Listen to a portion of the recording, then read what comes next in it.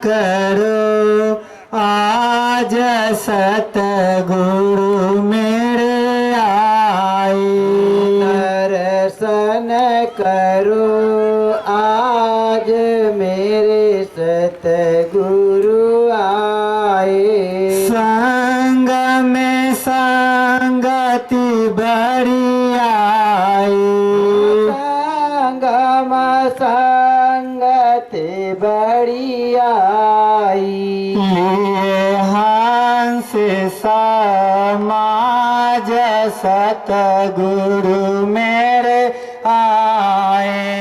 लिए हंस समाज मेरे सतगुरु जी आए। सुंदर वसन सिर धारे। सुंदर वसन सिर धारे। टोपी कोई पग सतगुरु मेरे आए। टोपी कोई पग मेरे सतगुरु जी आए। दरस को चले नर नारी। दरस को चले नर नारी। लिए बाल समाज सतगुरु मेरे आए। लिए बाल समाज मेरे सतगुरु जी आए। गुरु की जो करे अगुवानी। गुरु की करे जो अगवानी। धन धन मेरे भाग्य सतगुरु मेरे आए। धन धन मेरे भागी मेरे सतगुरु जी आए। अरजिया ही मेरे स्वामी। जी यही मेरे स्वामी। चरणन रहूं लाग सतगुरु मेरे आए। चरण न रहूं लाग मेरे सतगुरु जी आए।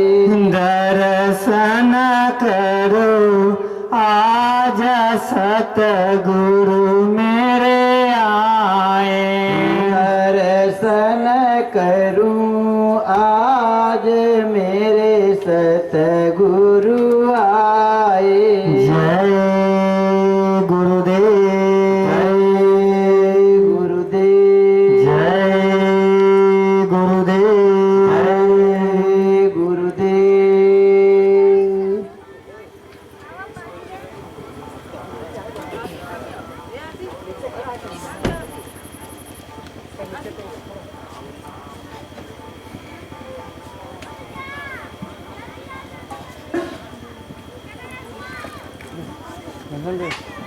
घनश्याम भैया एयरटेल लेकर हॉस्पिटल के लिए एयरटेल वाले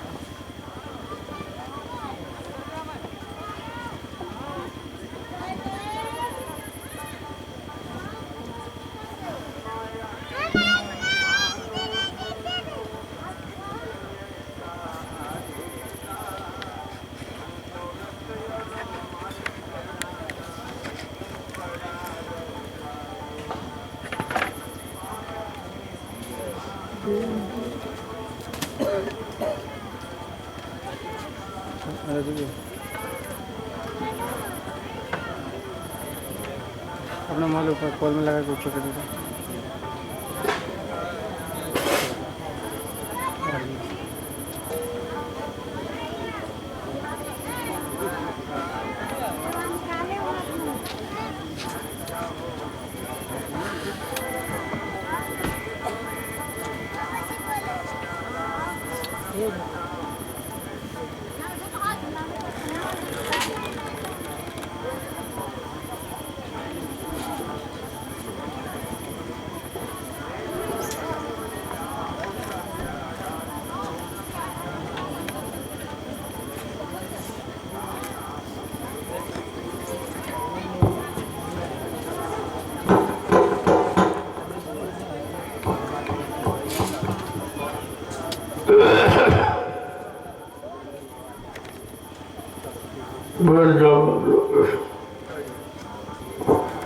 जगह सेवा करते रहो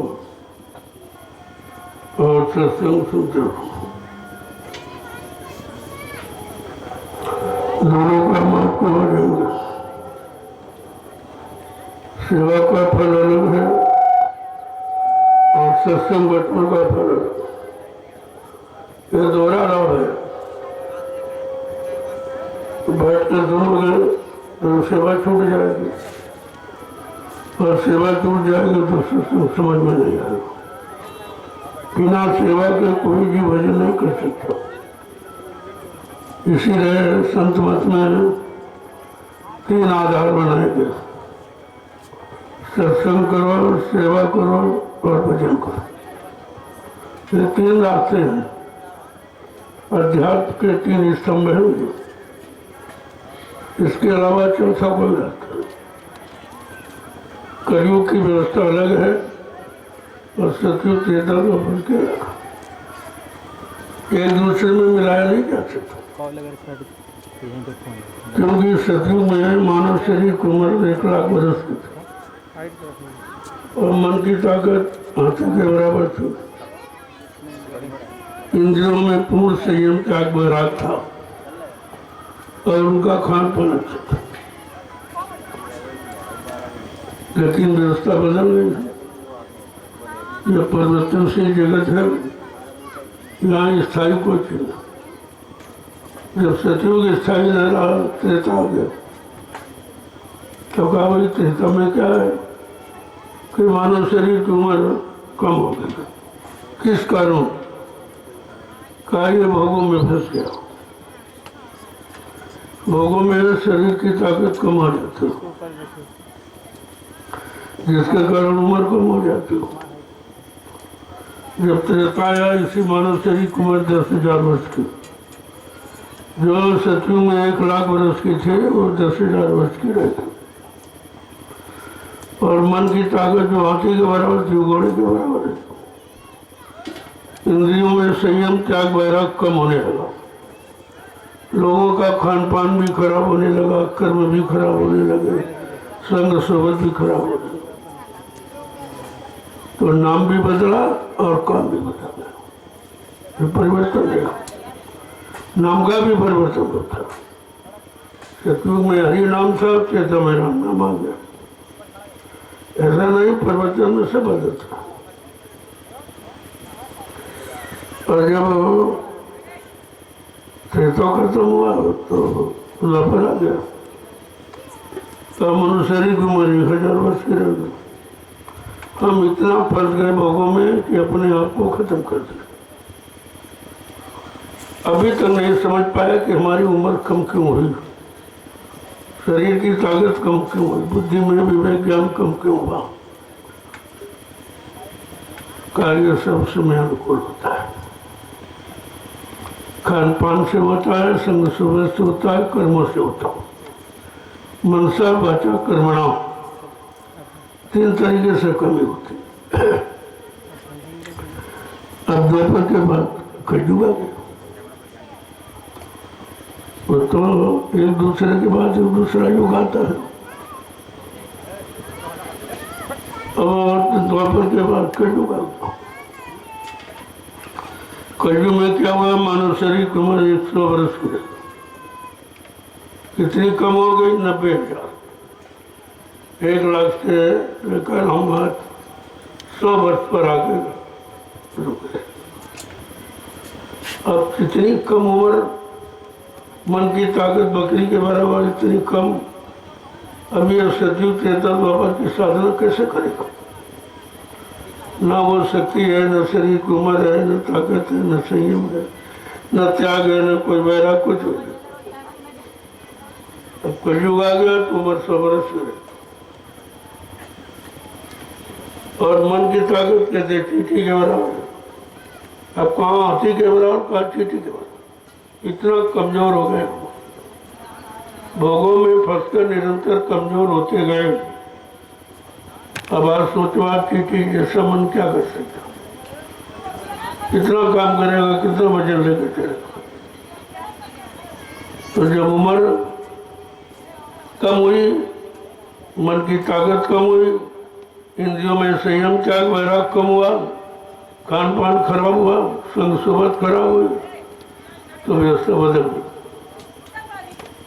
आज ये दुख मुसीबत आपत्ति, बीमारी, महामारी, लड़ाई झगड़ा, दैविक प्रकोप, दुर्घटना, अकाल मौत, ये आप देख रहे हो किसके कारण? उसी के कारण। भोगों में फंसने के कारण हम इतने कमजोर हो गए कि अब तुम शरीर से भी कुछ नहीं कर सकते हो, मन से भी कुछ नहीं कर सकते, तो करोगे कैसे? तब कलयुग में संत पधारे, उन्होंने यह सरल रास्ता, जिसको सूरज शब्द योग कहते हैं, नाम योग की साधना का ध्यान रखा कि नाम तो कम से कम ले सकता क्यों? चलो त्याग तपस्या संयम नहीं कर सकता, लेकिन नाम तो ले सकता। तो अति दया कृपा मेहरबानी करके ये संतों ने सरल सहज रास्ता हम सब जीवों के लिए खोल दिया, नाम योग की साधना। इसी को सूरज शब्द योग कहते हैं। और इसमें कोई पाबंदी नहीं, नाना धोना, फूल पत्र लाना, मंदिर बने या कुछ नहीं, ये सब व्यवस्था बनी बनाई, मनुष्य मंदिर बना बनाया आपको मिला। और इसमें मूर्ति आत्मा परमात्मा की, जीवात्मा साक्षात बैठे, ये चेतन मूर्ति। और अन्य जगह आप जड़ मूर्ति लगाते हो मंदिरों में, जड़ चेतन का भेद यहीं से खुलेगा। गोस्वामी जी महाराज ने हम सब कलयुग के जीवों को जगाने के लिए, होश में ले आने के लिए रामचरित मानस की रचना की। और उसमें जो उन्होंने उत्तरकांड रखा, उसमें तुम्हारे प्रश्नों का, सारे प्रश्नों का उत्तर है, तुम्हारी जीवन की सारी समस्याओं का समाधान है वो उत्तरकांड। अगर इसको पढ़ ले, समझ ले और जीवन में उतारने लगे तो तुम्हारे अंदर कोई शंका ही नहीं, शंका संदेह बोल ब्रह्म खत्म हो जाए। लेकिन वो भी तो आपने नहीं किया। जो 550 वर्ष से रामचरित मानस को लिखकर घरों घरों पहुंचाया गया, ताकि कलयुग का जीव बेचारा फंसने न पावे। उम्र कम है,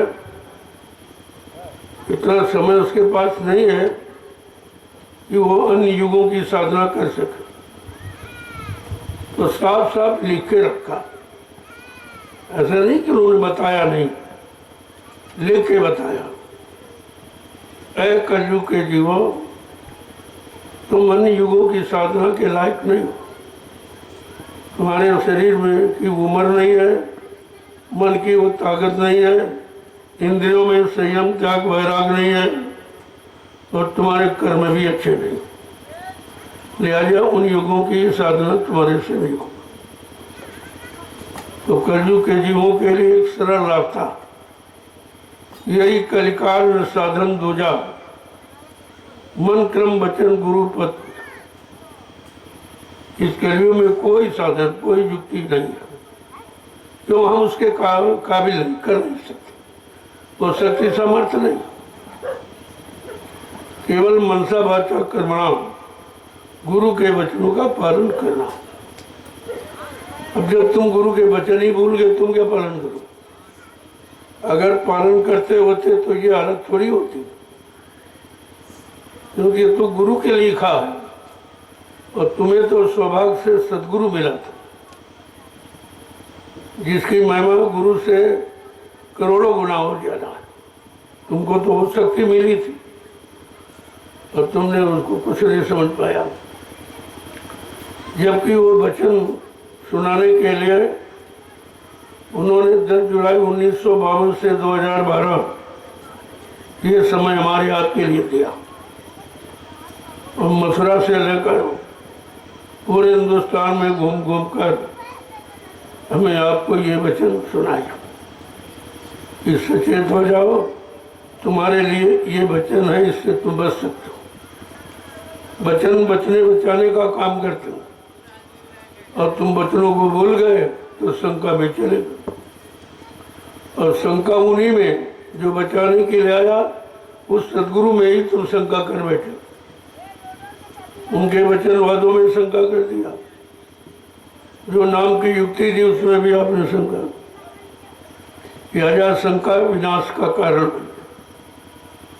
इतनी बार सत्संगों में कहा गया कि बच्चा शंका मत करना।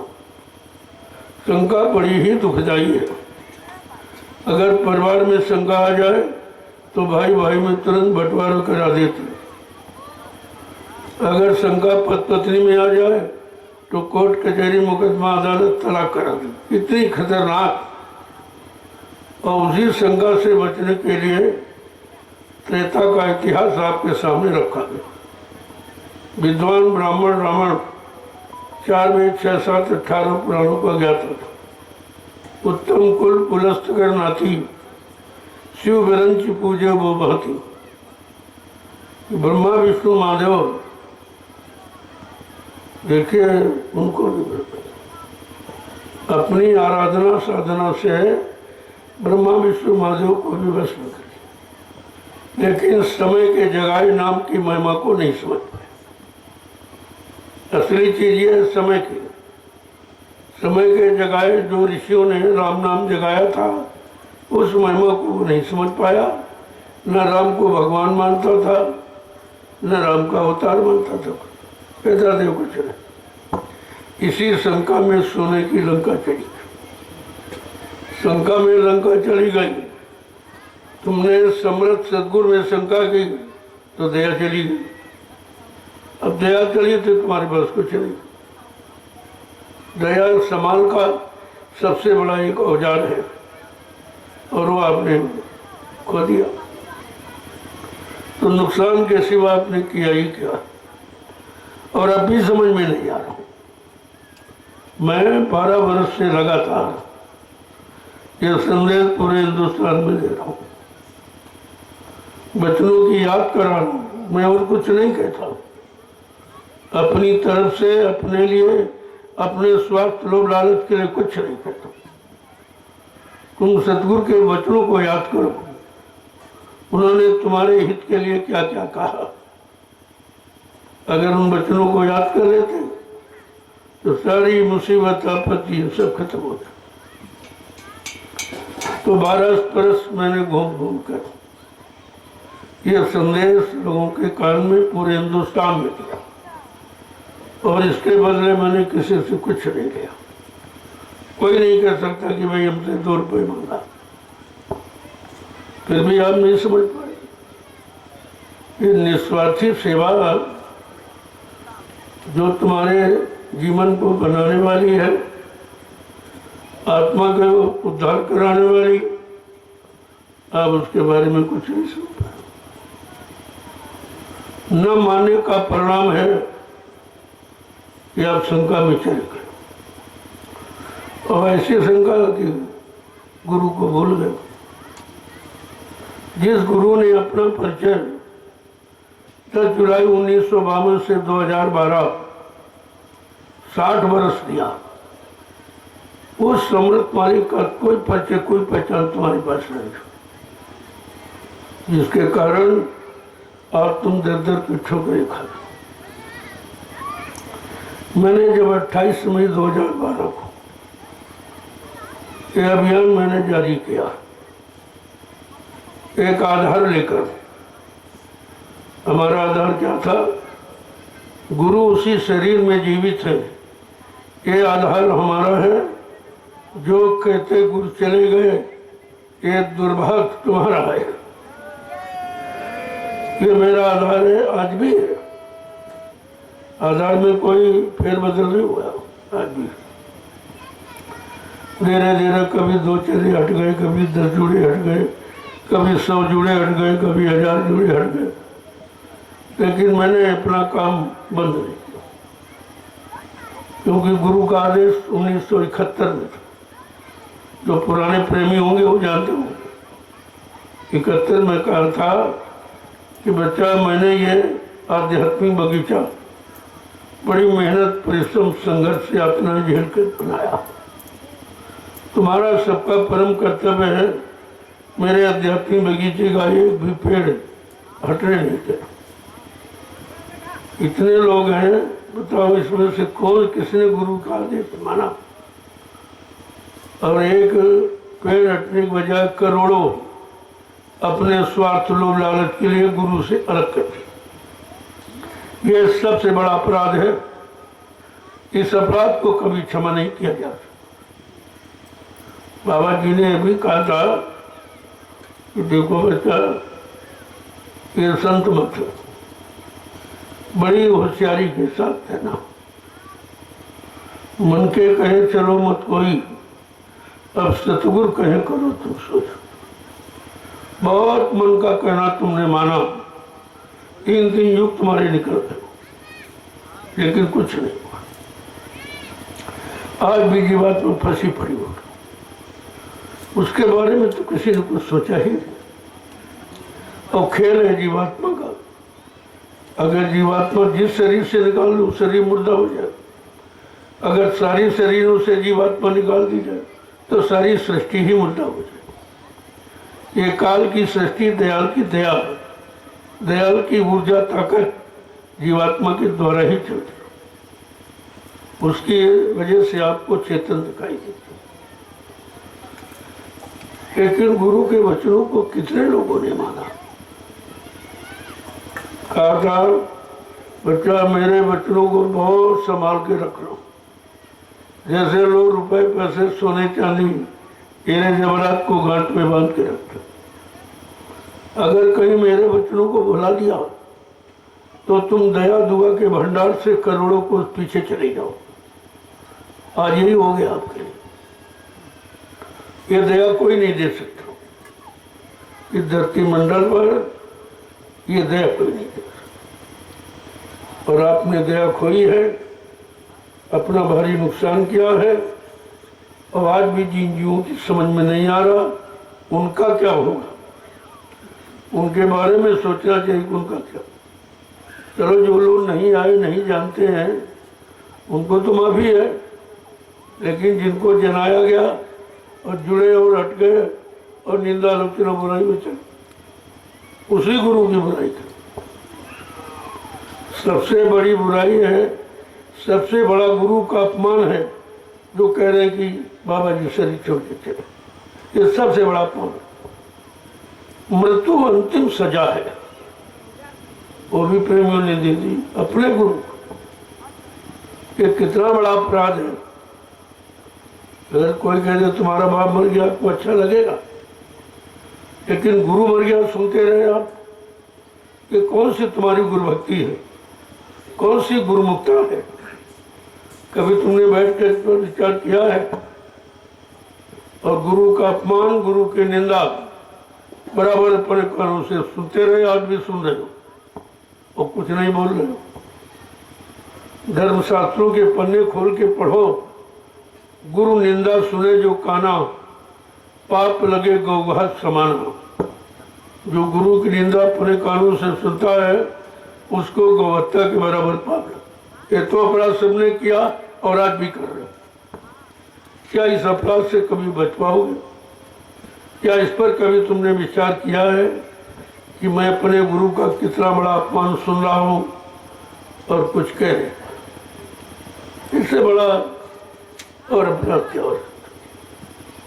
तो गुरुभक्ति कठिन है, इतनी सरल नहीं है जितनी सुनते हो आप, पढ़ते हो किताबों में। करना बहुत कठिन।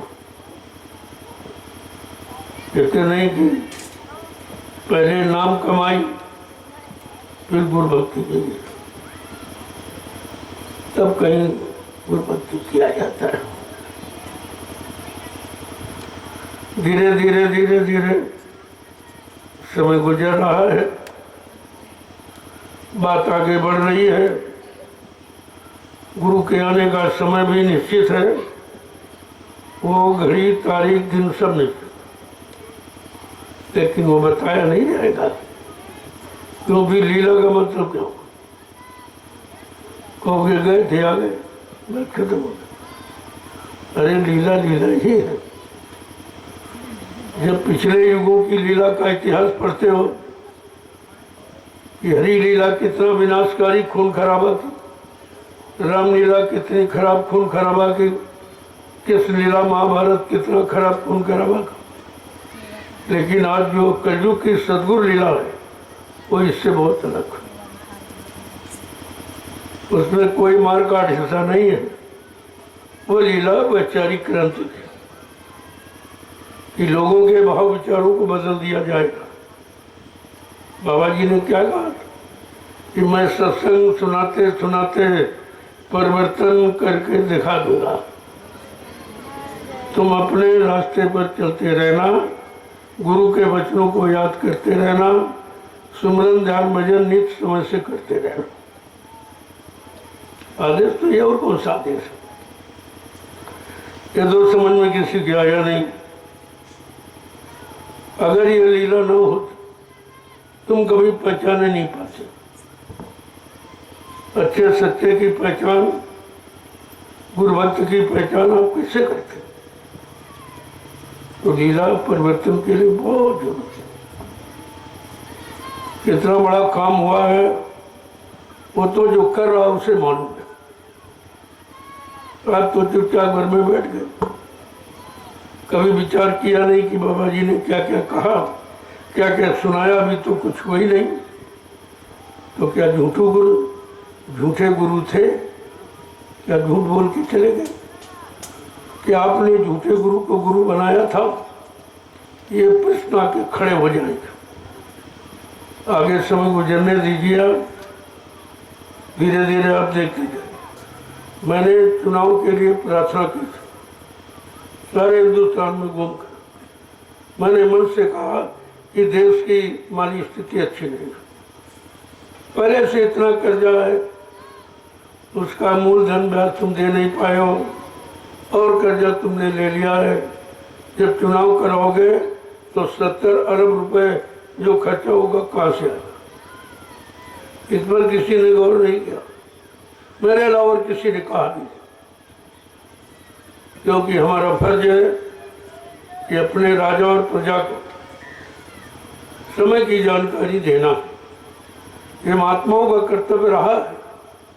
अपने पर समय राजा माने न माने उसकी बात है, लेकिन ये नहीं कह सकता हमको किसी ने बताया। मैंने दूसरा प्रश्न और एक किया कि अगर आप सच्चे भारतवासी हो तो भारतीयता को अपना लो, अपनी पहचान बना लो। लोग इस बात को गौर से नहीं, मैंने कहा हमारी भारतीय वेशभूषा ये हमारी पहचान। किसी देश में चले जाओ वहाँ की वेशभूषा अलग, लेकिन तुम्हारे भारत देश की वेशभूषा खत्म। अंग्रेज चले गए, उनकी पोशाक पैंट पतलू माँ बाप भी पहने। तुम हिंदुस्तान में रहते हो, उनकी भाषा अंग्रेजी का प्रयोग करते हो। तुम उनका खान पान अंडा है, शराब है, मुर्गा मीट ये सब बना रहे। ये जो दवाएं हैं ये विदेश की दे, भारत में व्यापार करने की नहीं। उनको कैसे मालूम तुम्हारे मर्ज की दवा वहाँ बन गई? तुम बीमार हिंदुस्तान हो, दवा वहाँ बन गई, कैसे जाने? वो जानते कि मैंने हिंदुस्तान का खान पान खराब किया, उस खान पान से ये बीमारी आती है, तो पहले तुम्हारी दवा बनी रखी हुई। अगर किसी के घर जाओ और खबर न भेजो तो रसोई में भोजन मिलेगा? भोजन मिलेगा रसोई में? ये दवा कैसे मिलती तुम्हारी रखी? इसका मतलब कभी सोचा है कि तुमसे पूछा नहीं गया, तुमको देखा नहीं गया, और उनको कैसे पता चल गया कि ये दवा तुम्हारी बना के पहले रख दी? कोई जाए उसकी दवा मिल जाए, लेकिन विचार नहीं किया। इन्होंने इतना खान पान हमारा खराब किया, जो हमारा भारतीय खान पान हिंदुस्तानी तो आपका खत्म कर, विदेशी खान पान में आपको डाल दिया। अब तुम्हारा निकलना वहां से मुश्किल है। जब विदेशी खान पान तो विदेशी बीमारी आ गई, विदेशी बीमारी आ गई तो विदेशी दवाओं का प्रयोग तुम्हें करना पड़ेगा, आ जाओ। और हिंदुस्तान का सब खत्म, बीज से लेकर के कोई चीज ऐसी नहीं रखी गई जो तुम्हारी हो। अब तुम असली गुलाम हो, पहले तो अंग्रेजों के गुलाम थे, अब हर वस्तु के आप गुलाम हो। तुम्हारी कोई वस्तु हिंदुस्तान की नहीं रखी, सब वस्तु। तो समय खराब ये हुआ, इसका परिवर्तन होना है। ये परिवर्तन किसी इंसानी बुद्धि के बस की बात नहीं करते। कभी तो बाबा जी ने कहा था, मैं परिवर्तन करके दिखाऊंगा, और ऐसा परिवर्तन करेंगे जो हिंदुस्तानी नहीं सारा विश्व मेरे परिवर्तन को देखकर नतमस्तक हो जाएगा।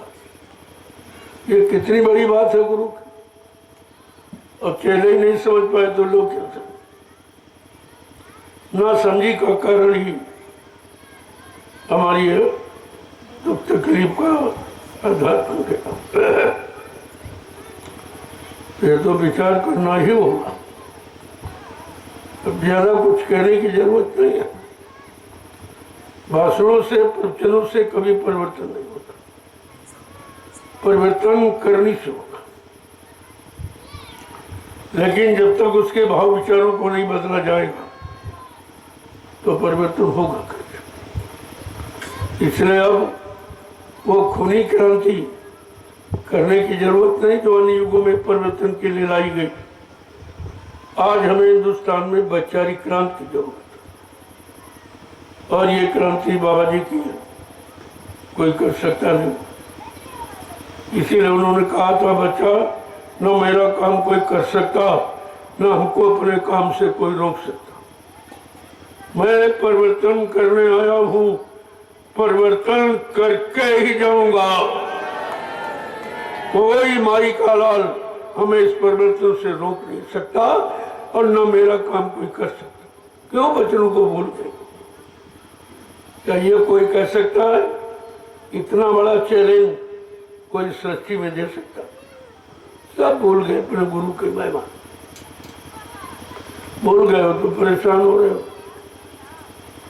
मैंने एक एक वचन की याद 12 बरस पूरे हो गए कराने में। 14 जुलाई 1952 से 2012 आपको सुनाया और आप भूल गए। उन्हीं बच्चों की मैंने याद करी, मैंने अपनी तरफ से कुछ नहीं, हमें कहने की क्या जरूरत, न कुछ मैं बनता हूँ न कुछ मैं कहता हूँ। जो पहले कहा गया और सुनाया गया कि सब लोग इसको याद रखना, ये तुम्हारे लिए लाभकारी होगा। जब आप भूल गए तो मैं 12 बरस से फिर आपको याद कर रहा हूँ। इस तारीख में बाबा जी ने ये कहा, इस तारीख में ये कहा, अभी तो कुछ नहीं हुआ। आप कहते बाबा जी चलेगा तो भी करेगा, कोई करने वाला भी तो होना चाहिए कि चलो बाबा जी गए गए, ये काम हम करेंगे। मैं तो प्रेमियों से कहता हूँ कि जिनके पास तुम गए हो कुछ सोच समझ कर उनसे पूछो, क्या तुम कलयुग को भगा सकते हो, सज्जू ला सकते हो?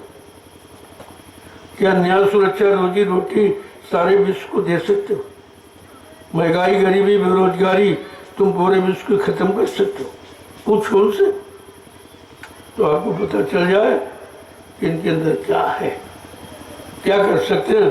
क्योंकि बाबा जी ने वादा किया, उनके वादों को याद करो और लोगों से पूछो, क्या बाबा जी के वादों को तुम पूरा कर सकते हो? जो कह रहे हो बाबा जी करेंगे, ये तो बहकाने भरमाने की बात।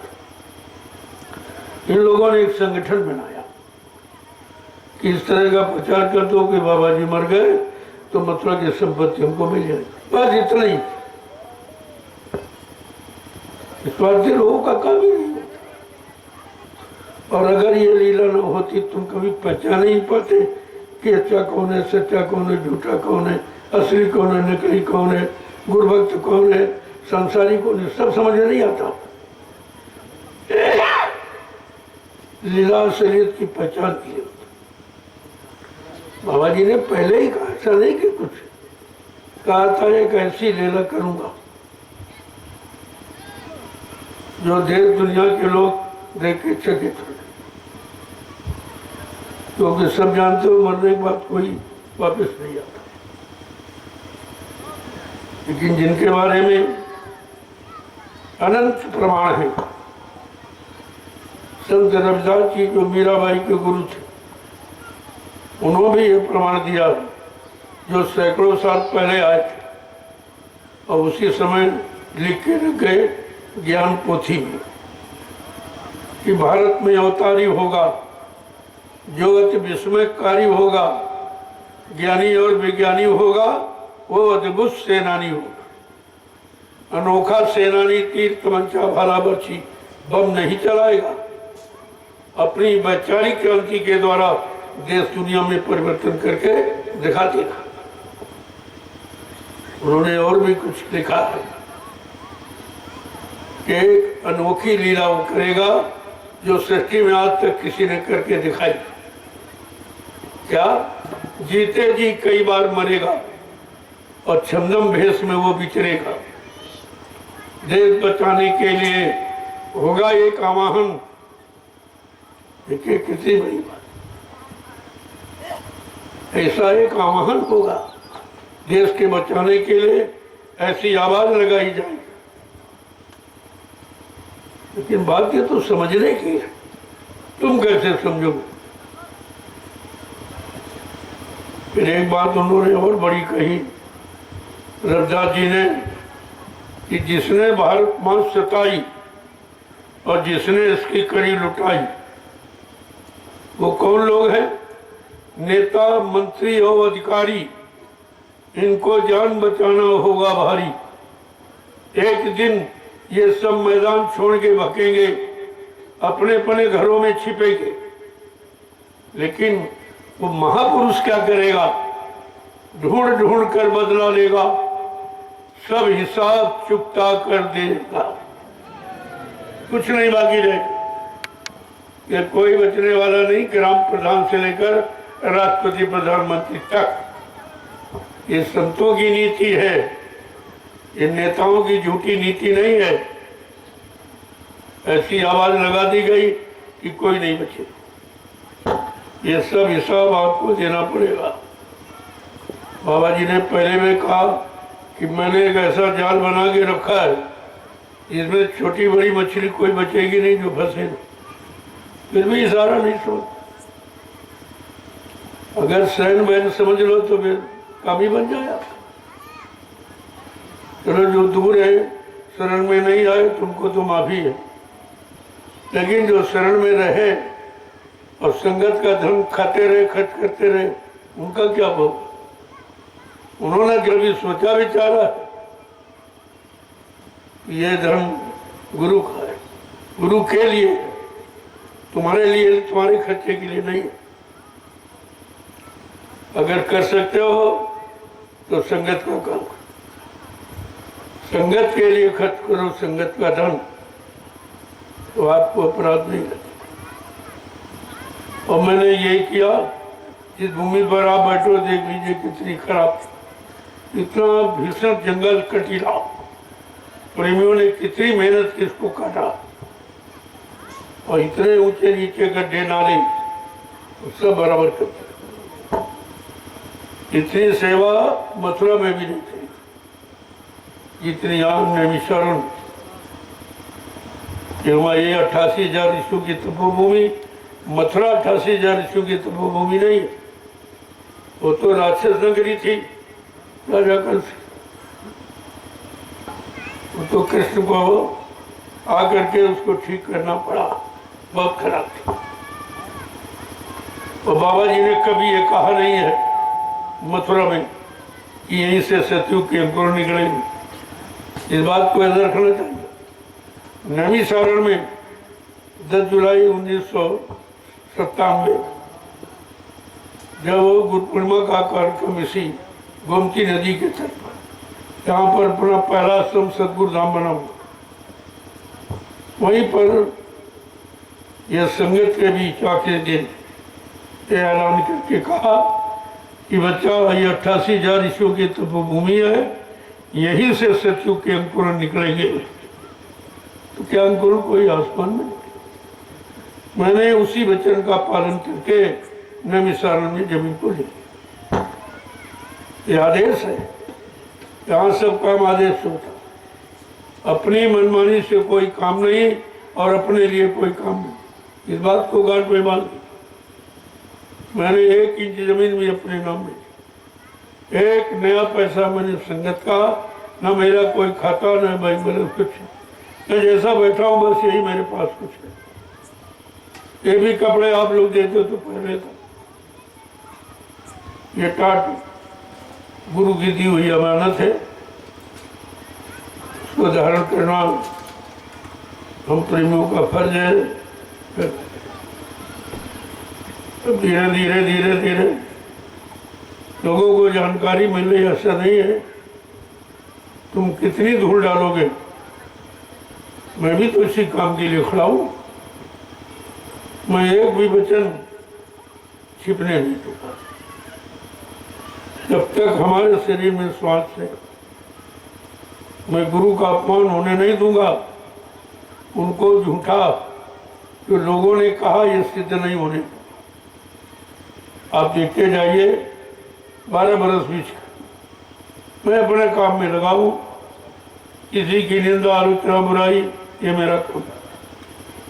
मुझे सम्मान करना सिखाया गया और आज भी सम्मान करता हूं। मेरा कोई किसी तरह का बैरभाव किसी से न पहले न आगे रहे, क्योंकि हमें कुछ चाहिए नहीं।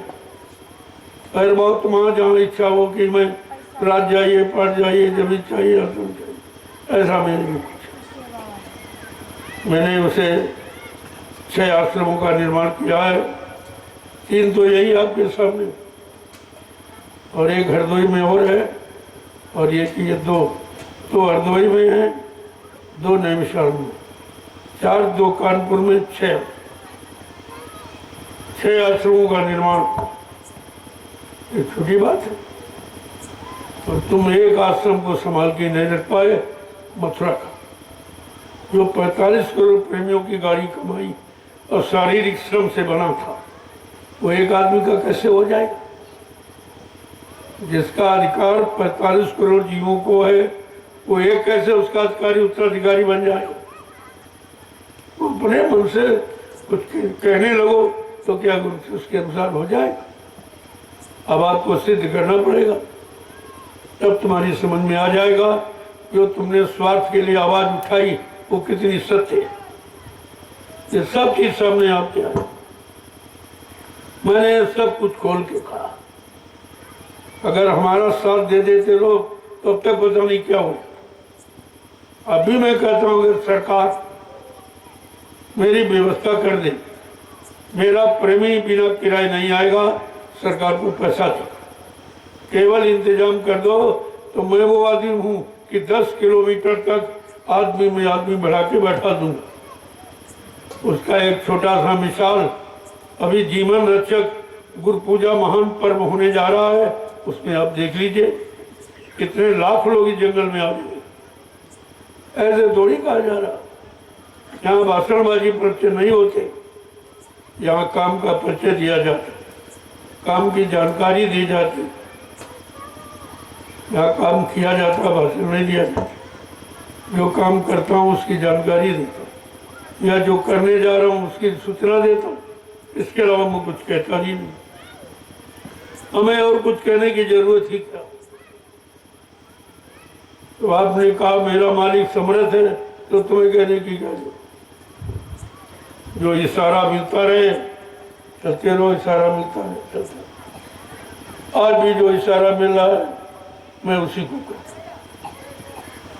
अब लोग तो लोगों को इशारा होता नहीं, बेचारे क्या माने। लेकिन ये देख कर आश्चर्य है कि हो कैसे। तो मेरे पास तो कोई संगत नहीं थी, कोई आदमी, कोई पैसा, कोई जमीन, कुछ। मथुरा से 1 रुपये लेके मैं नहीं आया, न मैंने लिया, न कोई गाड़ी मैंने ली वहाँ। ये सब नई व्यवस्था आपके सामने बना दी। देख लीजिए आप, नई मथुरा बन के खड़ी। जहाँ राम तहाँ अवध निवासु, जहाँ पर भगवान तुम्हारे दिल में है वहीं पर सब कुछ, तो अंदर की चीज। तो इसलिए जो कुछ कहा है या कह रहा हूँ या कहूँगा वो सब संगत करें, अपने लिए कुछ। और दुनिया में सब जानते हैं कि हिंदुस्तान में एक महात्मा जो झोपड़ी में रहता, बाकी सब हमारी पहचानी झोपड़ी। जब सतगुरु धाम आप देखोगे तो कहोगे रे यहाँ बाबा जी को रहना चाहिए, यहाँ भव्य इमारत बना के खड़ी की है, तो जंगल में चले गए।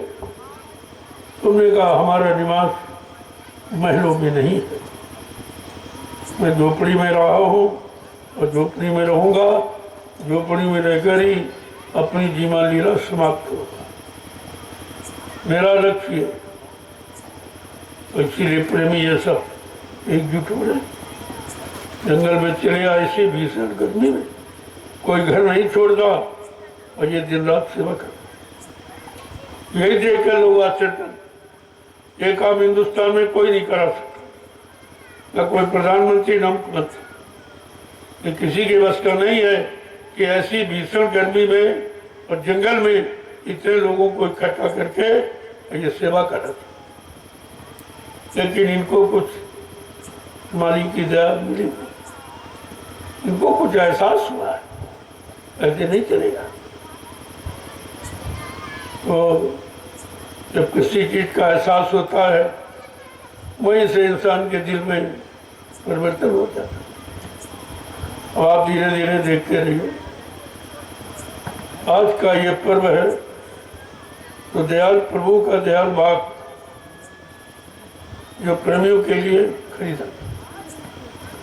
मेरे पास छाया नहीं थी, प्रेमी दो में कैसे रहते। उस समय गुरु पूर्णिमा का ही कार्यक्रम था, कई लाख लोग यहाँ इकट्ठे। मैंने एक परेशानी देखकर प्रेमियों के लिए 40 बीघे बगीचा खरीद, प्रेमी वहीं पर रहने लगे। धीरे धीरे वृक्षारोपण करा रहा हूँ, छाया से तैयार हो जाए। सतगुरु धाम में तो छाया तैयार है, वहाँ सब पेड़ लगवा दिए, वहाँ की व्यवस्था एकदम जम है। नैमिषारण में ऐसी कोई इमारत नहीं है जो गुरु की दया से सतगुरु धाम तैयार हुआ, ऐसी कोई इमारत नहीं। तो आप देखोगे तो खुद ही देखो, वो 13 एकड़ जमीन पे बना। क्योंकि मैंने तो कभी संघर्ष से सेवा मांगी नहीं, जो प्रेमियों ने श्रद्धा से सेवा भाव से दिया उसी से मैं निर्माण कर रहा हूँ। जमीन खरीद रहा हूँ, निर्माण कर रहा हूँ, मेरे पर कोई एक पैसे का खर्चा नहीं। अब थोड़ी कुछ दवा जरूरत पड़ने लगी कि ज़्यादा यानी 12-12, 13-13, आज ही 12 घंटे बैठा हूँ, 12-12, 13-13 घंटे का सुबह बैठे से शुगर बढ़ जाता है। वो मैं जानता हूँ है नहीं, लेकिन बढ़। अब ये भीड़ होगी गुरु पूर्णिमा में तो 5-7 दिन तो हमारा समय से रहे, ना खाने का समय, ना सोने का, ना जगने का कोई समय, क्योंकि प्रेमियों से मिलने का समय। ये इच्छा लेके आते। अब आप ये सोचो कि 2 लाख आदमियों के सिर पे हाथ रखे तुम्हारा हाथ थक गया, आप मिल नहीं सकते। मैं एक एक प्रेमी से मिलता हूँ और उनकी मुसीबत आपत्ति को सुनता हूँ और गुरु दया से उनको लाभ भी मिलता। वो दया तो उसकी। अब जो कहा था कि दया किसी मनुष्य पोल पर मैं अपनी दया को भेज सकता हूँ, काम करा सकता, तो उनकी मौज है। किससे करा रहे, क्यों करा रहे, मुझे भी नहीं मालूम था कि हमें ये करना पड़ेगा। मैं तो बहुत दूर रहा, मैं कभी गुरु के नजदीक नहीं था, कभी बहुत दूर रहा। लेकिन जब काम का समय आया तो कोई नहीं निकला। 45 करोड़ में किसी की हिम्मत नहीं बढ़ी कि अपने गुरु के लिए सही आवाज देश में लगावे। सबको डर था लेकिन मैंने 28 मई 2012 से मैंने प्रारंभ किया और आज भी अभियान को तेज किया। अब तो मेरे पास करोड़ों लोग, अब कोई चिंता की बात नहीं। अब इतने प्रेमी हैं, ये सब काम कर डालेंगे और कर ही रहे। लगभग जहाँ बैठे हो 300 बीघे जमीन, 13 एकड़ वहाँ सतगुरु धाम, 20 एकड़ है दयाल आश्रम में जो हरदोई में पड़ता है। ये सब जमीनें प्रेमियों की गाड़ी कमाई जो श्रद्धा सेवा भाव से। जब मैंने नहीं मांगा कुछ, मैं एवा सेवा नहीं मांगता कभी, न पहले कभी मांगी ना आज मांगता। जब श्रद्धा सेवा भाव से सब काम हो रहा तो मांगने की क्या जरूरत। मेरे तो कोई बीवी बच्चा है नहीं इसके लिए मैं संचय करूंगा या आपसे झूठ बोलूंगा। मुझको जो जरूरत है, ये जरूर है, जानता हूं कि संगत को जरूरत है, उसी काम की पूर्ति हो रही है। धीरे धीरे आप देखते रहिए, ये सब काम आपके सामने करके दिखा दिया जाए, सब स्वीकार कर लेंगे। ये नैमिषारण्य 88,000 ऋषियों की तपोभूमि है, एक दिन सबको बुला लेगी। मैं नहीं बुलाऊंगा, ये भूमि बुलाई। जब मालूम हो गया कि आएंगे लोग तो बैठेंगे। बस उसी का मैं रात दिन इंतजाम कर रहा हूँ कि भूमि हो जाए, भूमि हो जाए। पता नहीं कब मौज हो जाए, मालिक परिवार सब आ जाए तो कहाँ बैठा लूँगा। तो धीरे धीरे प्रेमी उसी की व्यवस्था। प्रेमी कितने सौभाग्यशाली हैं तो ऐसी भीषण गर्मी में ये मिट्टी खोद रहे हैं, ढो रहे हैं। ये कोई कर सकता या करा सकता? पहले काम को देखिए आप, तो आपको समझ में आ जाएगा ये काम किसका। ये काम नहीं इंसान का, ये काम है प्रभु का। जहाँ प्रभु काम कराने के लिए यानी मतलब खड़ा है तो हमें फिर घबराने की क्या बात। हमें कोई घबराने की चिंता नहीं, क्योंकि मेरा काम नहीं है, काम प्रभु का। मैं तो उनके हुक्म आदेश का पालन करने वाला हूँ, पालन कर रहा हूँ और आप सबसे पालन करने की प्रार्थना कर रहा हूँ। तो मेरा कोई काम। जय गुरुदेव, जय गुरुदेव, जय गुरुदेव, जय गुरुदेव। नाम किसका? जय गुरुदेव। नाम किसका? प्रभु का प्यारा नाम। प्रेमियों, आज जिस समारोह में आप सम्मिलित हो तो आपकी गाड़ी कमाई से जो दयाल वाग लिया गया उसकी वर्षगांठ है। प्रेमियों की इच्छा है मैं ये वर्षगांठ साल में एक बार मनाता रहूँ। अच्छी बात है। तो क्योंकि आगे गुरु पूर्णिमा है, ना इतनी भीड़ हो जाती आप संभाल नहीं पाती, तो सेवा भी चल रही है और ये पर्व भी आप बना। तो लोगों की इच्छा है कि मैं बड़े हर्षोल्लास के साथ इस पर्व को मनाना चाहता हूँ। दयाल प्रभु के दयाल बाकी वर्षगांठ समारोह। तो आज वो आपके सामने अभी प्रेम से मनाएंगे। ये आपको भोजन प्रसादी और ये वर्षगांठ समारोह का महाप्रसाद ये सब यही मिलेगा। कहीं आपको जाने की जरूरत नहीं, सब यही। तो मैं इसीलिए समय से विराम देना चाहता हूँ कि आप लोग अपनी तैयारी शुरू करें, लेकिन प्रेमी जन अपना सेवा बंद नहीं करें। लाभ तो सेवा का, बिना सेवा के कलयुग में कोई वचन कर ही नहीं सकता, चाहे जितना तुम जोर लगा लो। क्योंकि जो आधार बनाया गया सत्संग पहले सत्संग सुनो, फिर सेवा करो, तब भजन करो। ये सीरियल बनाऊंगा। और सेवा कहीं होती नहीं, हिंदुस्तान में कहीं चले जाओ, कोई धार्मिक मिशन हो चाहे राष्ट्रीय राजनीति, लेकिन ये सेवा कहीं नहीं। और वो भी परमार्थी सेवा। स्वार्थी सेवा आपने की है, बाल बच्चों की, परिवार में, खेती है, दुकान है, दफ्तर है, बिजली, व्यापार, मजदूरी आपने किया, देश की, समाज की सेवा की, लेकिन अपनी तुरंत जीवात्मा की कोई सेवा की है? जो कर्म कर्जा अनंतों जन्मों का चढ़ा हुआ उसको उतारा है, या उतारने की विधि किसी से आपने पूछी है? वो ये विधि परमार्थी श्रमदान सेवा।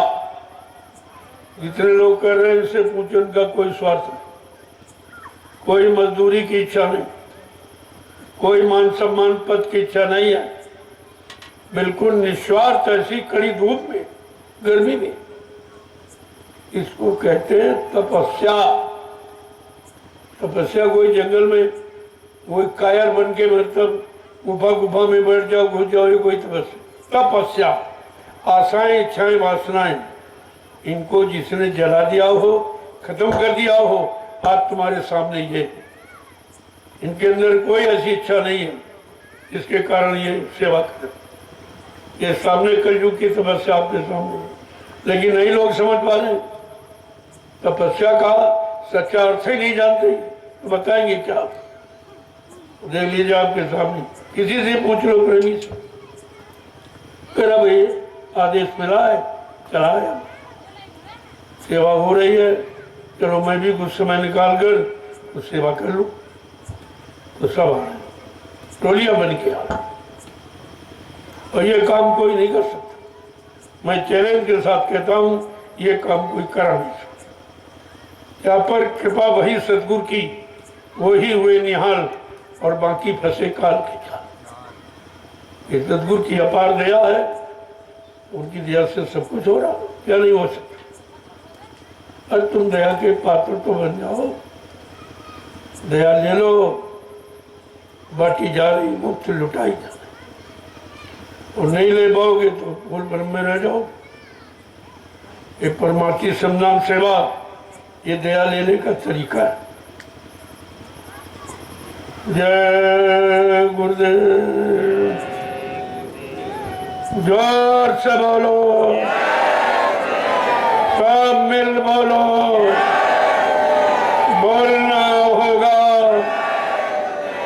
अभी से बोलो,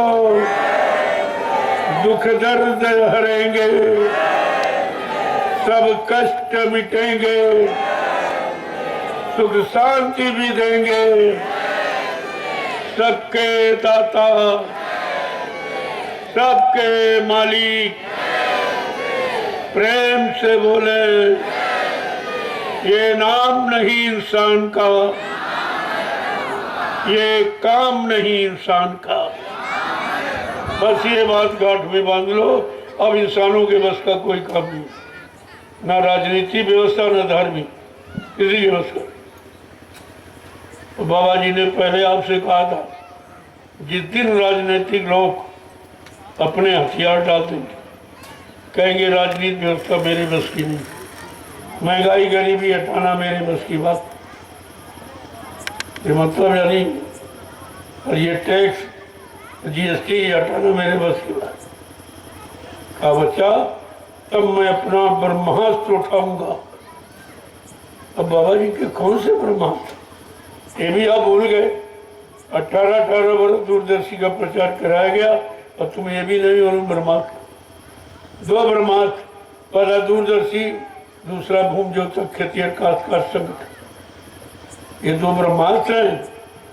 ब्रह्मास्त्र कुत्तों पर नहीं चलाया जाता, राक्षसों पर, जिनका राष्ट्रीय खान पान, राष्ट्रीय कर्म क्रियाकलाप उन्हीं पर चलाया जाता। तो सब व्यवस्था पहले भी कहा था, बच्चा परिवर्तन की भूमिका मैंने तैयार की, सब मसाला तैयार है, जिस दिन तुमको उसके काबिल देखूंगा ये सौंप दूंगा। इसका मतलब हम लोग काबिल बन ही नहीं पाए, तो सौंपा जाए किसको? ये सेहरा किसके सिर पर बांधा जाए? सतयुग लाने का, कलयुग भगाने का। छोटी बात नहीं है, बहुत बड़ी बात। तो धीरे धीरे गुरु भक्ति में निपुण हो जाओ, गुरु भक्ति को सिर माथे रखो, तो ये सब काम सहज भी हो। ये कलयुग है, इसमें हरि भक्ति, राम भक्ति, कृष्ण भक्ति नहीं है, इसमें है सतगुरु भक्ति। बात को तो समझना चाहिए। हठी बनोगे तो कुछ नहीं मिलेगा। हठधर्मी नहीं बनना, समय के अनुसार बनना। तो इसलिए अब समय भी हो रहा, आज लोग उत्सव मनाएंगे। बड़ी इच्छा है प्रेमियों की कि हर्षोल्लास के साथ इस वर्षगांठ को मनाएं, जो दयाल प्रभु के दयाल वाक का। धीरे धीरे ये जानकारी सब कि नवीनीकरण में 3 आश्रमों का निर्माण हो गया। पहला जय गुरुदेव आध्यात्मिक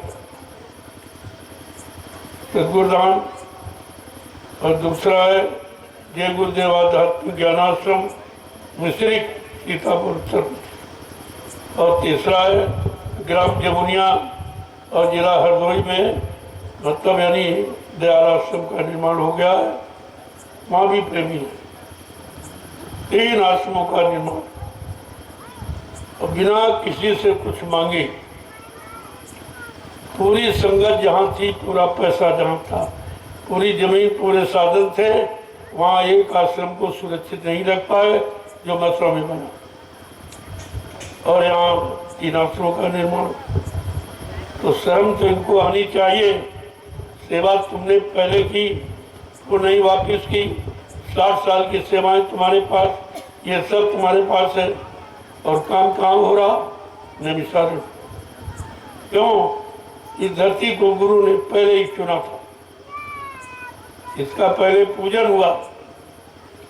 1 महीना पहले जो गुरु पूर्णिमा कार्यक्रम के लिए उसके पूजन हुआ था। जब इनका पूजन किया गया, इतने ऊंचे नीचे टीले थे, सब मतलब 1 महीने में सब एकदम बराबर करा। काश्तकारों की जमीन निकल आई, उनको जमीन दे दी। जो ट्यूबवेल कराया गया वो भी उन्हीं को सौंप दिया। और हमें आपको तो बच्चों पर ध्यान देना। इस कार्यक्रम का निचोड़ क्या है? बाबा जी अंत में क्या कहना चाहते हैं? तो कहा मैं ये 88,000 ऋषियों की तपोभूमि है, ऐसी भूमि विश्व में कहीं नहीं है।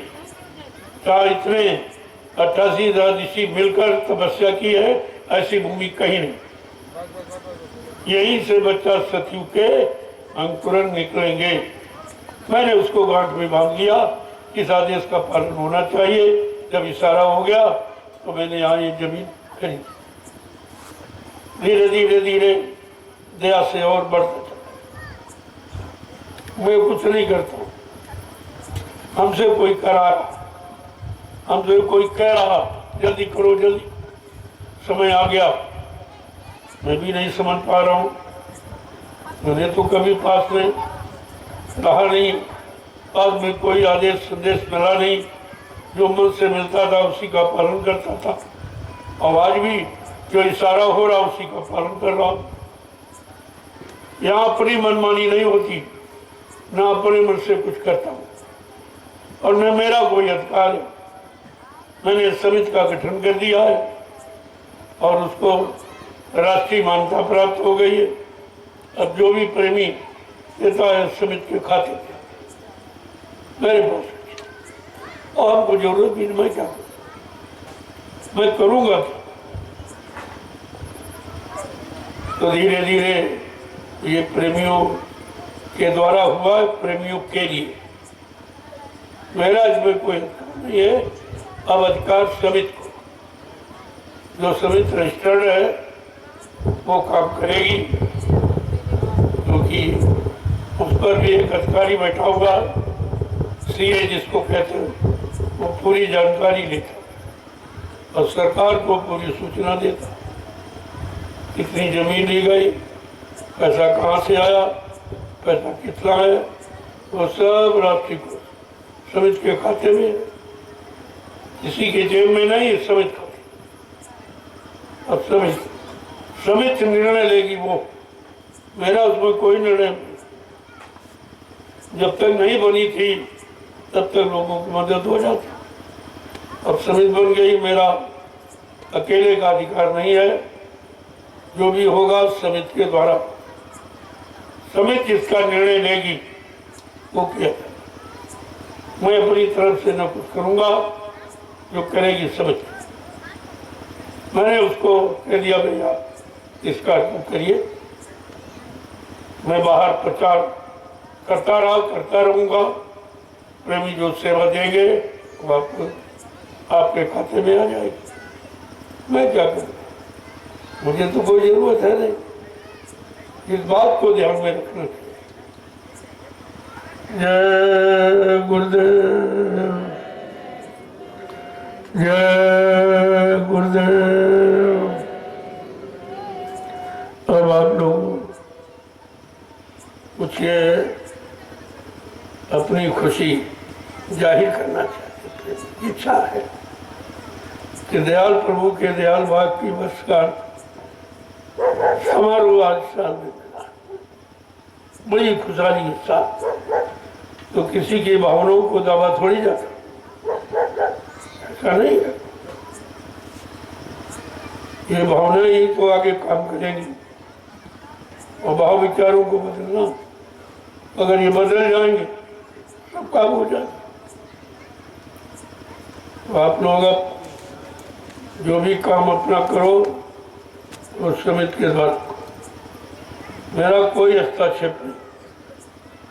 मैंने अधिकार दे दिया है कि आप लोग इसको करिए, आगे बढ़ाइए मिशन। आज जमीन की आवश्यकता है, अगर पूरा परिवार आ गया तो उसको बैठने की जगह भी यहाँ नहीं है। इतनी होते हुए भी, क्योंकि परिवार है 45 करोड़ का, सब आ सकते, सबको अधिकार है। मैं किससे मना करूँगा? कोई मैंने अपने लिए तो व्यवस्था बनाई नहीं। अभी एक परिवार बढ़ता है तो एक मकान से 2 मकान की जरूरत पड़ती है। ऐसे परिवार बढ़ रहा है तो आवश्यकता पड़ गई आश्रमों की। पहले वो था, फिर कहूँ देखूंगा तो आगे हो जाए।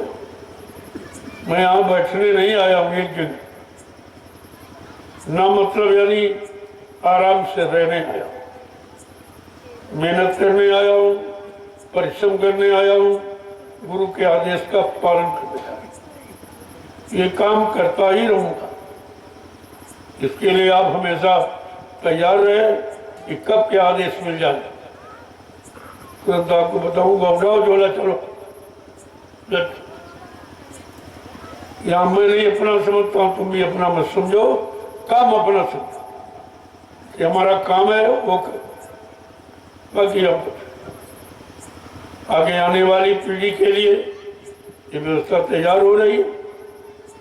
सभी लोग यही करते हैं कि आप लोग अपने परिवार बाल बच्चों के लिए करते हो, और मैं भी, हमारा गुरु परिवार है तो मैं भी परिवार की नहीं कर रहा हूँ, मैं गौर पर ही नहीं कर रहा। तो मेरे पास कुछ नहीं है, ऐसी कोई इच्छा जाहिर मत करना। मैंने समिति का निर्माण कर दिया है, समिति का रजिस्ट्रेशन पूरे भारत का हो गया है। अब वो समिति अपना काम कर रही है, जो भी सेवा प्रेमी देते हैं वो समिति के खाते में, वो मेरे पास नहीं, समिति। इसलिए अब कार्य एक व्यवस्था के द्वारा, ताकि कोई किसी तरह की मतलब यानी टीका टिप्पणी न करे। पत्रकार मीडिया ने बहुत पीछे पड़ा, हमने कहा देख लीजिए, खुली किताब है हमारी, कितने आश्रम आप कैसे बनवा रहे हैं, जमीन कैसे खरीद रहे हैं। हमने कहा देख लीजिए, यहाँ शंका का कोई विषय नहीं, तो है सबके सामने कर रहा हूँ। और मेरे पास कुछ नहीं, कहीं जाके दे, ना मेरा कोई खाता, ना बैंक बैलेंस है, ना मेरे पास कोई बक्सा, कोई तिजोरी है। ये कपड़े भी आप लोग देते तो पहन लेता हूँ, कपड़े भी सब तुम्हारा ही तो। एक रोटी खाता हूँ 24 घंटे, वो भी आपकी। अब आप सोच लीजिए, जब एक रोटी का खर्चा है तो हम लेके करेंगे, ये काम यहाँ नहीं होता। इसीलिए तमाम आए चले गए, बाबा जी तो कुछ लेते नहीं, कहाँ से देंगे? हमको बात तो सही है, हमें लेने की जरूरत नहीं और हमें देने की कोई शौक देने का नहीं। इसलिए आप आओ तो बहुत सोच समझ, अगर गुरु के वचनों को पालन करने की जरूरत तो आइए हमारे पास। नहीं, तमाम आए चले गए, तमाम आए चले गए, तमाम भी चले जाएंगे। बहुत थोड़े सर जो सत्यु आने का इशारा बाबा जी का है उसको फिर से याद कर लो।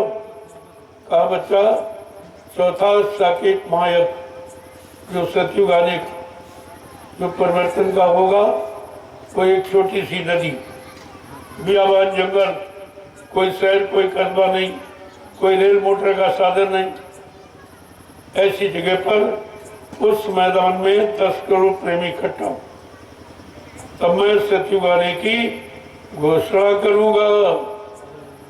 अगर इस बात को याद होता तो संघ आपकी खत्म हो जाती। जो भी किया जा रहा तो गुरु के आदेश का पालन किया। अब वो जैसी प्रेरणा दे दे, क्या के लिए इशारा कर दे, वहाँ जाना पड़ेगा, उसी अनुसार काम करना पड़ेगा। मैं कोई अपनी इच्छा से अपने मान सम्मान के लिए कोई काम करता ही नहीं, ना कभी अपने नाम जाति का मैं प्रचार करता हूँ। एक मैं जय गुरुदेव प्रभु के नाम का प्रचार करता हूँ और कोई प्रचार इसी तरह। लोगों को तो समझना चाहिए, लेकिन बेचारे नहीं समझ पा रहे, ठोकरे खा रहे हैं। अब धीरे धीरे धीरे सब जगह देख लिया, कहीं कुछ सिवाय सेवा लेने के अलावा कोई काम नहीं। तमाम दुकानें खोल दी। तो मैंने लोगों से पूछा कि दुकानों पर सामान पैसे से मिलता है, पैसे से, ये सोचना चाहिए। और ये भंडार है, यहाँ लुटाया जाता है, इतना अंदर। बात तो समझने की है। कितनी दुकानें खोल, नेताजी के नाम पर कितनी दुकानें। मैंने कहा भाई ये बताओ, सोचकर आप लोग की कितने सुभाष थे?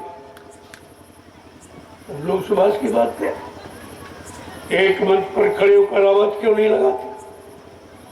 अलग अलग कहने का मतलब अलग अलग दुकान और केवल उद्देश्य सेवा। मेंबर बन जाओ, मेंबर बन जाओ, करना मेरे यहाँ कुछ कोई मेंबर फेंबर, कोई अंदा चंदा, कोई किसी तरह की यहाँ इस तरह की व्यवस्था भ्रामक नहीं है। हमें किसी की जरूरत ही नहीं। जब प्रेमी तैयार हो जाएगा, उनके अंदर श्रद्धा सेवा भाव जगेगा तो अपने आप करने लगे। ये भीख मांगना हमारे गुरु ने नहीं सिखाया, वरना मैंने कभी भीख मांगी। बात तो इसलिए धीरे धीरे देखते जाइए, ये दुकानें सब खत्म,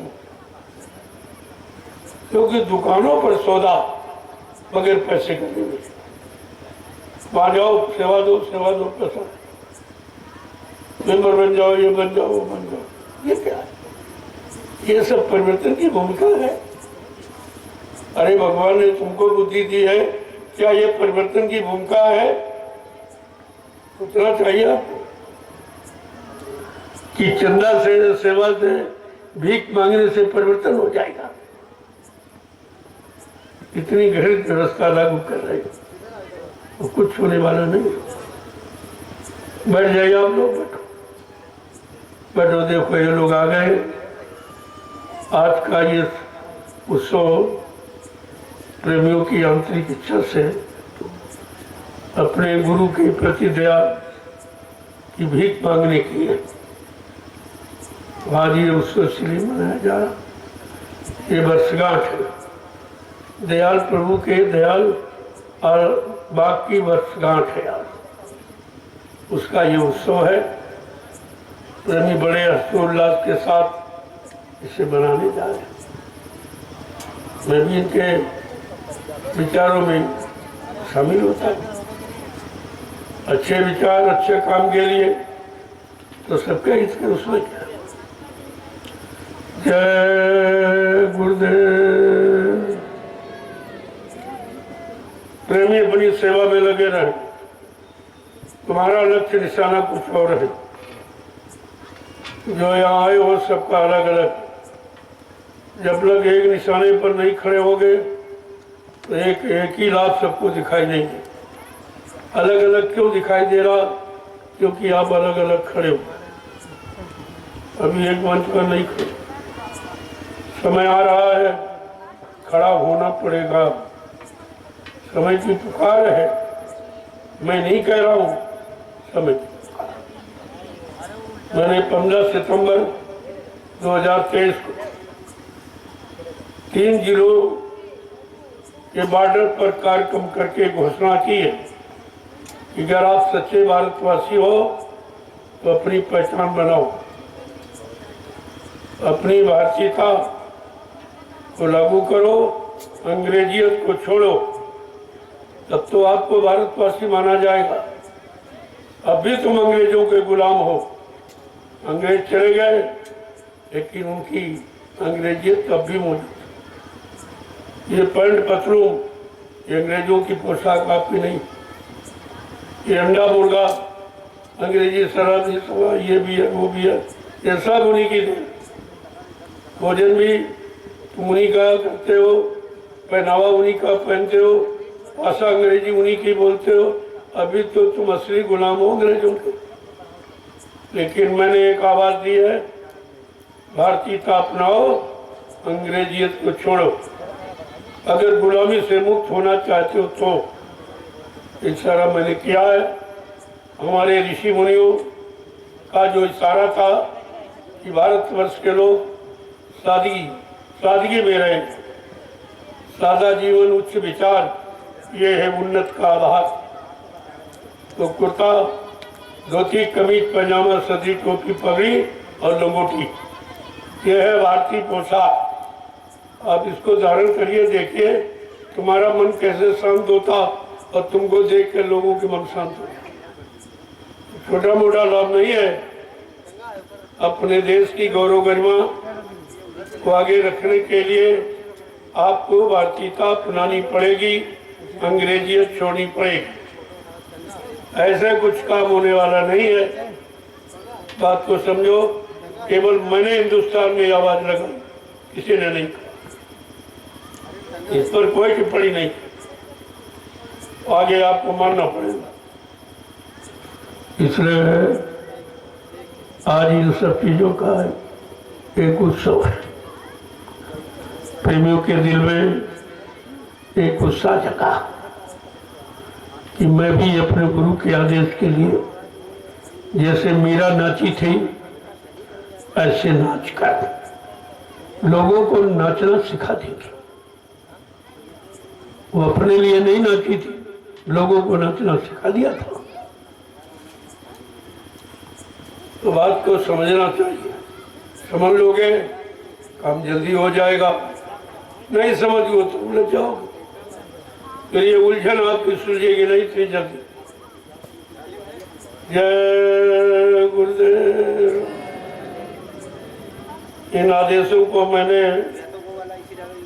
पूरे हिंदुस्तान में प्रसारित किया, भारतीयता का और अंग्रेजी छोड़ने का और चुनाव 24 के बंद करने का। इसको रोक दो।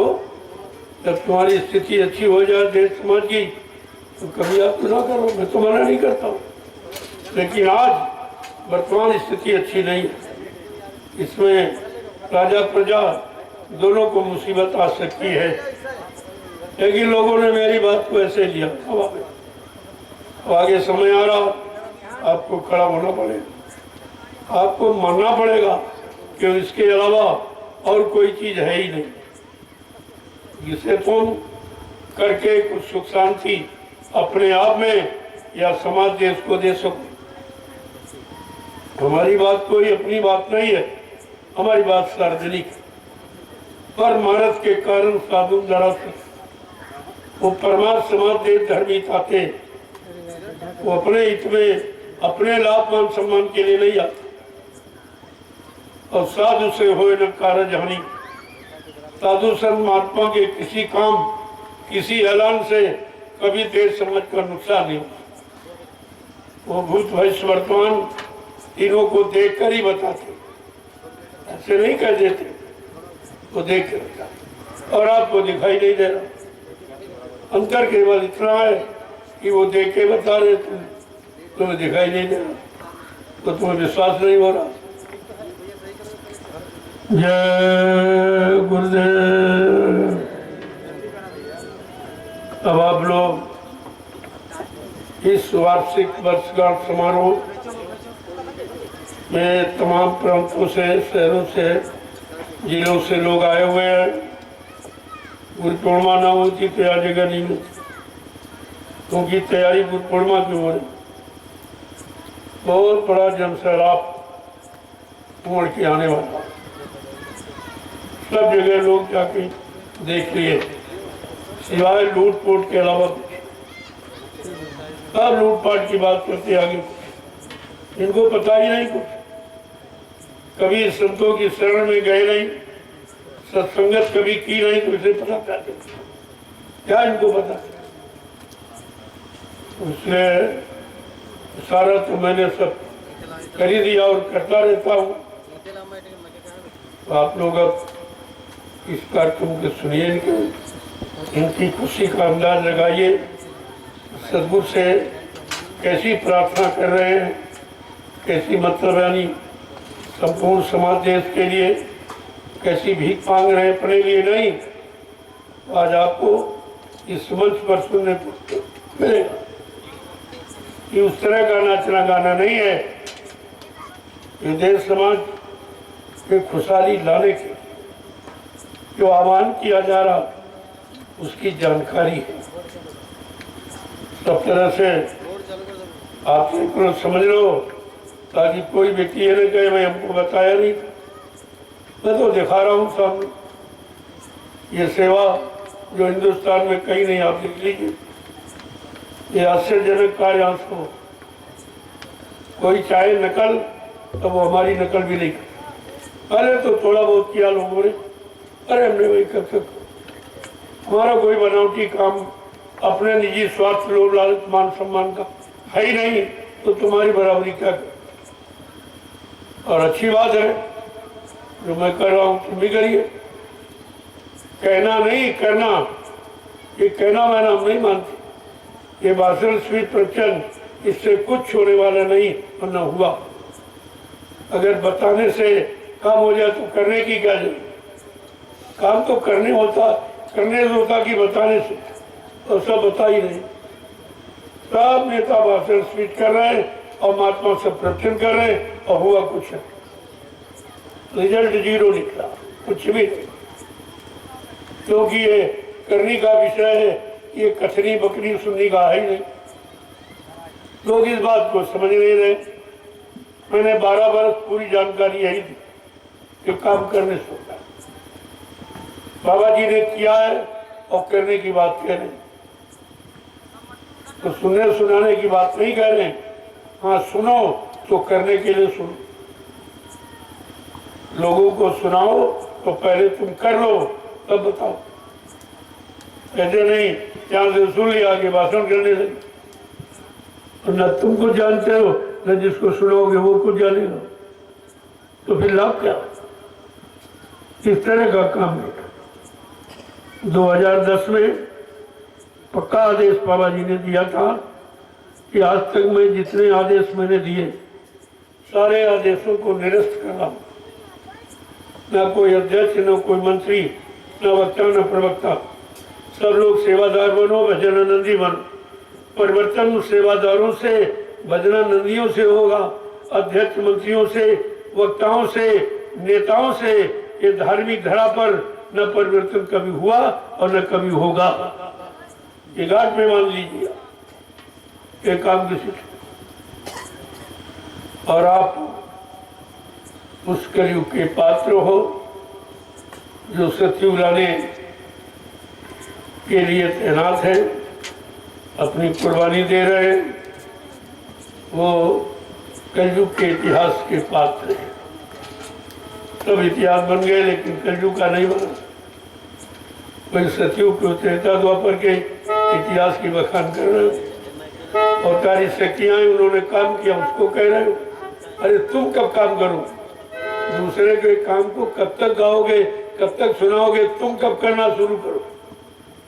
तुम्हें तो लाभ, तुम्हें मजदूरी और काम करने के बाद ही मिलेगी। बात तो ये असली है। अब आप शुरुआत करें। चलो देखो, जय गुरुदेव। आज की ये वर्षगांठ बड़े हर्षोल्लास के साथ प्रेमी मना, तो इसकी जानकारी आपको ले। समिति के लोग बैठकर आपस में अपना परामर्श करें कि आगे की व्यवस्था भूमिका कार्यक्रम की कैसे बनानी, क्योंकि ये काम आपका हमारा। जब तक समिति का गठन नहीं था तब तक मैं कर रहा। अब मैंने सब पावर समिति कि आप करिए, सुचारू रूप से करिए, उसकी जरूरत है। तो जो भी काम होगा वो समिति के द्वारा जय गुरुदेव आध्यात्मिक वैचारिक प्रचार समिति का मैंने निर्माण किया है और उसका रजिस्ट्रेशन हो गया है। तो हमारे कुछ प्रेमी कुछ मेम्बर आए हुए हैं, वो अपना बैठकर आपस में परामर्श करेंगे कि आगे की कार्रवाई कैसे की जाए। मैं तो निमिष मात्र, काम आपको करना है। हमारा कितना समय रहेगा इसको, इसलिए सामने कर लोगे, सीख लोगे, अच्छा रहेगा। ये बाद में ये सब कौन बताएगा। जय गुरुदेव। अब आप शुरू करिए। जय गुरुदेव। जय गुरुदेव।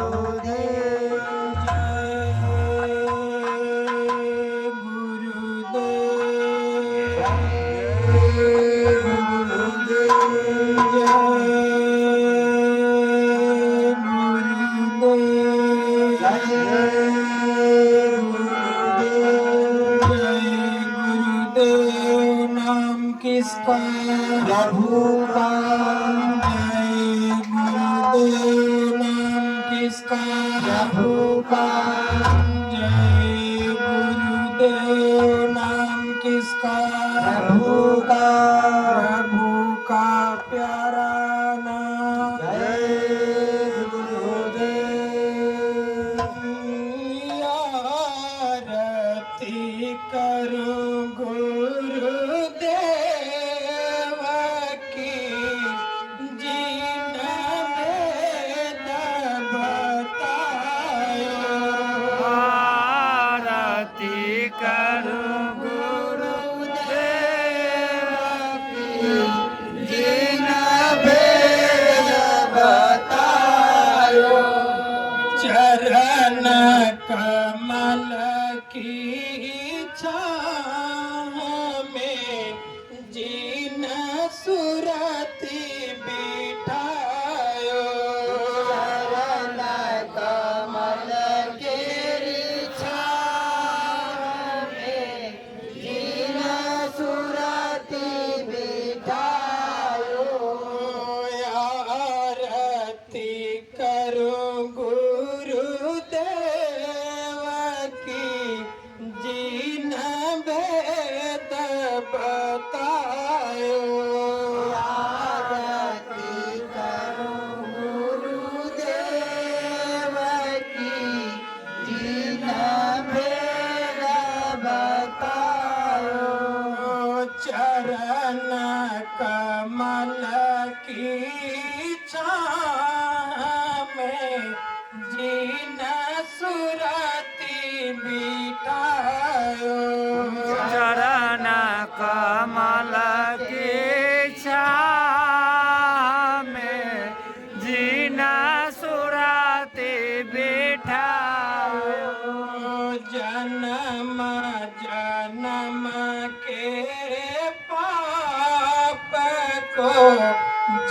न दूर हटा